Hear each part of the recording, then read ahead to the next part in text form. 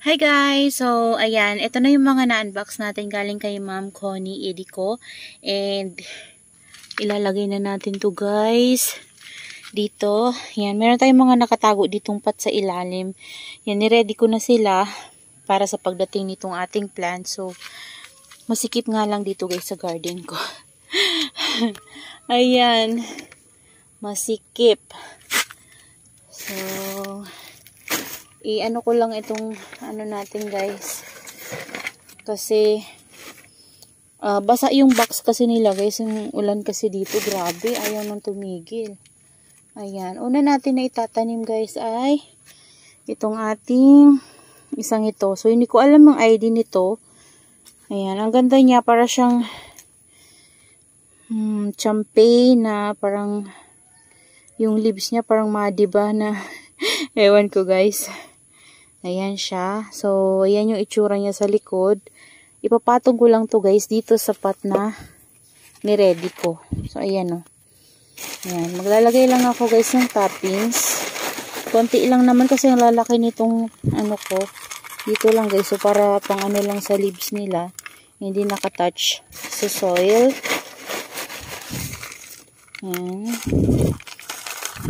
Para sa mga baguhan na nanonood sa atin, mga beginner na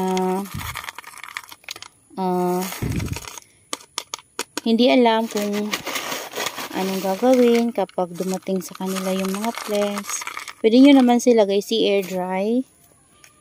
Pero ako kasi ginagawa ko after kong ma-unbox, after kong ma-receive yung plants, kapag may nakaready na ako na soil mix, tinatanim ko na talaga sila guys. Ayan, ito. Itatanim na natin dito. Ayan, patong lang to guys. Ganito lang ginagawa ko, nakapatong. So, itong ating soil mix ay garden soil at saka Rizal. Ayan. Ayan. Ayan. So, itatabi lang natin dito. At dito naman ulit tayo. Ayan na. Tingnan nyo. Buo-buo pa to kasi niready ko yan nakaraan. And dahil nga ano dito sa amin guys, palaging maulan. So yun. Niready ko sila kasi sobrang basa yung soil dito. Tingnan nyo yung ano ko. Sira na. Tagal na din kasi nito guys. Hindi pa ako nakakabili ng dago. Yan yun na. Sa gilid lang tayo maglalagay ng toppings. Ayan. So, ang ilalagay natin dito ay sino ba? Si Amakante siguro guys. Kasi naano na yung leaves niya. Ayan. So, kapag ganyan naman guys na matangkad yung stem, okay lang kayo ganyan. Yan, tapos maglagay kayo guys ng tukod or ng bato. Ganun lang naman yung ginagawa ko guys. Na ano na yung nito? Leaves. May bibi na kasi to guys isa. Nakabili ako dati nito guys kay Sir Mark. Pero ano kasi, nung dumating yun sa akin, kalbo naman. Nagmasyo-masyo kasi nabasa yung box din. Nagano naman din nun guys si Sir Mark na replacement. Pero hindi na ako nag-ano guys kasi hindi na ako ulit bumili. So ayun. Kasi kapag nagpaano ka ng replacement, syempre nakakahiya naman guys na hindi ka bumili, diba? Walang kasama yun sa box. Hindi naman ata yun masiship. Ayan, tingnan nyo guys, na ano siya Hindi ko alam kung na paano, pero kanina naman di siya ganyan. Ano man siguro ng aso namin. Ayan Nakukulit kasi yung mga dugi-dugi namin. Ayan. So, meron pa tayo dito. Ito, si Monroe. Sikip na talaga dito guys sa garden ko. Ayusin ko ayan guys, tinabi ko lang sila dito sa area na to. Ayan. Kakatila lang kasi guys ang ulan dito sa amin. Na ano tuloy ito sa loob. Pero magdadry naman kasi to guys. Kasi may ganito na yung leaves niya oh. Ayan. So antayin lang natin na makarecover yan guys. Ganda nito oh.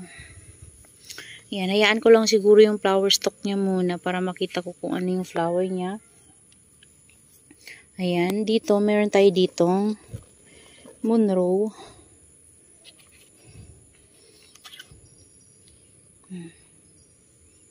Okay naman guys yung puno niya. Taba nitong Monroe. Ay, sinalo eh. Ayan guys, ang taba nitong Monroe na to. Ayan. So dito natin siya ilalagay. Patong lang din. Ayan, kagaya ng ginawa ko doon. Patong lang. Ayan, diba? Itong mga pots na to guys, ay mga use ko na to. So wala na kasi akong white pot. Di pa ako bumibili. Saka na ako bibili. Ayan, ito nga lang guys, meron siyang ganito. So, kapag ganito yung dumadating sa inyo guys, tatanggalin nyo kapag nagwa-watery. And kapag hindi naman guys, sobra, ay parang may problema to guys. Ayan no. Ayan na naman siya. Ayan, may problema siya guys oh. Pangalawang beses na to guys. Yung nakaraan si Red Moon. Ngayon si Bambino.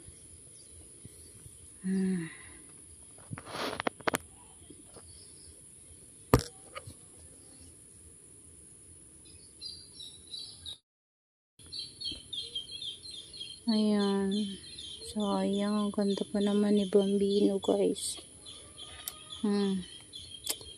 Wala na talaga guys. Di na naman to masisave. Ito yung sinasabi ko sa inyo guys na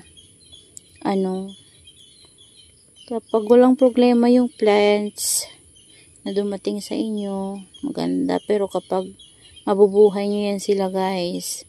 Pero kapag may problema, yun yung mahirap. Di na healthy. Ayan. So, try natin siya guys i-cut and i-air dry natin siya kung masisave pa natin. Ganda pa naman niya Guys, ito na yung natin. Ayan, lumiit na siya and di ko alam kung masisave ko pa to siya. Pero ayan, hindi ko na siya pwedeng ituloy-tuloy pa kasi rosette na to guys Talagang pud-pud na. Ayan. Lalagyan ko na lang yan guys ng systemic fungicide, yung Tango, and air dry ko siya dito sa area na to. Ayan. Ito yung mga leaves niya. Ang tigas tanggalin guys. Grabe. So, yung kayang masave, ayan kasi sa sobrang tigas niya guys, ayan hindi makuha ng malinis yung leaves niya. Grabe, sobrang dikit ng leaves niya guys. Yung isa nga nasira na sayang naman yun. Pero ito, try natin to guys ma-propagate. Ayan. Ayan si Bambino guys. Sayang, napakalaki pa naman niya sana. Ayan. So dito ko lang siya guys sa sa box. Yung leaves niya. Para may yan dyan. Tutubo yan dyan guys. So hayaan ko lang yan dyan sa box. Tapos yung Leticia ko naman guys ay plano ko siyang itanim dito sa black pot. Yan, dito sa black pot siya guys. Tutusok ko lang to guys.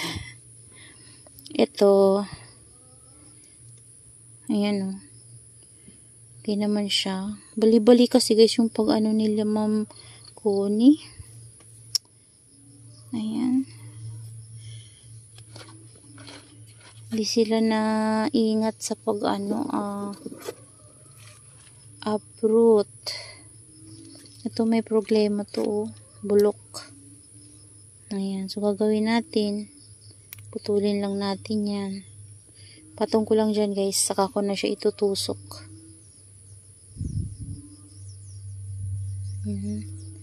Matanda na yung stem nito Ito din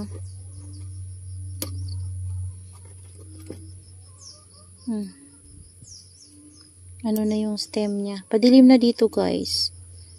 Kaya kailangan itong putulin talaga. Ayan oh, sira yung stem niya guys. Ayan, ito okay na. Ayan. Dito lang natin air dry. And ito, pwede na itong itanim. Tutusok lang natin. So, yung soil mix ito guys ay medyo moist pa. Itong nasa black pot. Tsaka itong nasa pink na pot. Kasi, huli ko na to guys nagawa. Parang last day lang ata to. Tapos palagi pang maulan-ulan dito sa amin. Kaya, ano talaga guys. Basa-basa pa. Pero okay lang yan. Yan. Dito ko muna nga yung naputol natin na Leticia. Ito din ah.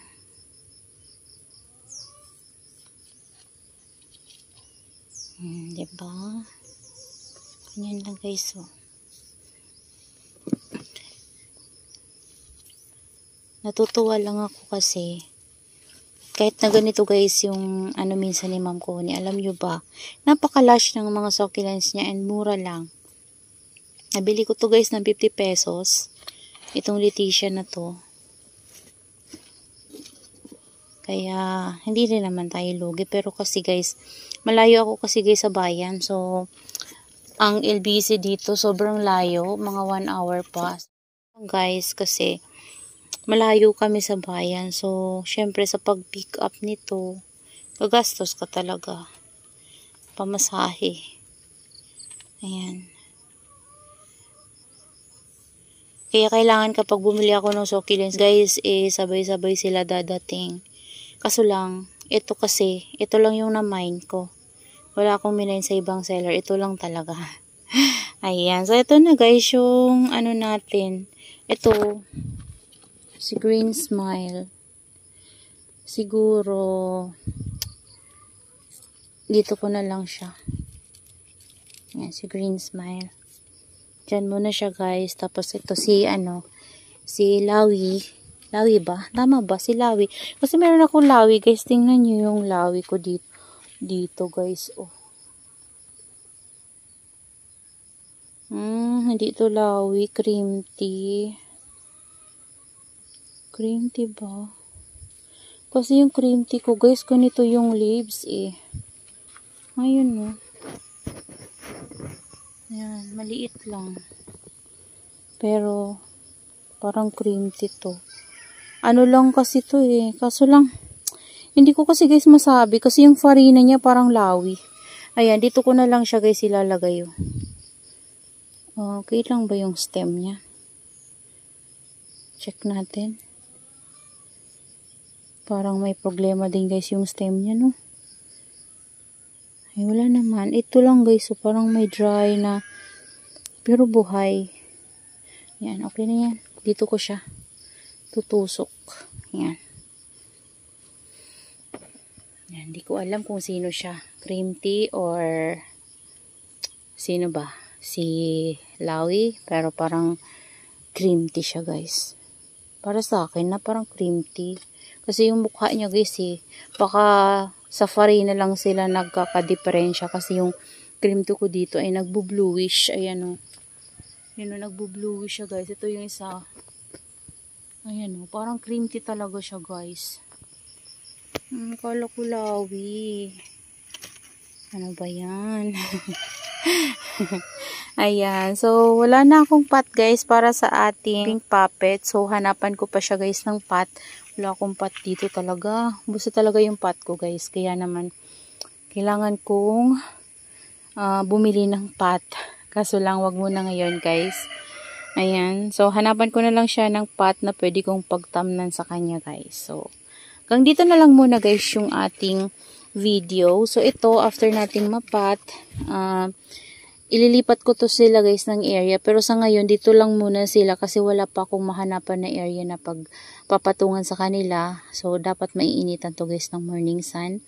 Dito naman kasi, ano na to guys eh, parang tanghali ata to dito nang iinitan. So, kailangan morning sun yung matatanggap nila. And, paghapon naman ay shaded na lang para hindi sila guys ma-sunburn.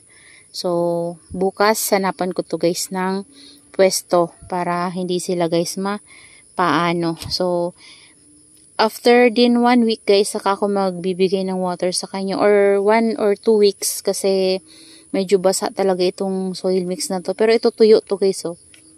Ayan. So, ito kasi medyo basa. So, pwede itong hayaan ko na lang muna siya guys. Ayan. Kahit hindi ko yan siya diligan, okay lang.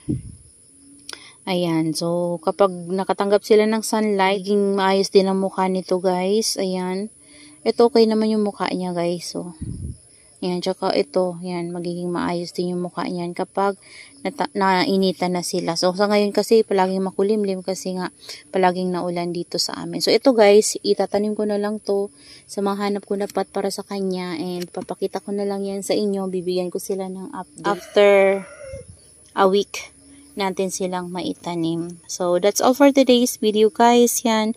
I hope you enjoy watching and see you on my next vlog. Happy gardening everyone! Bye!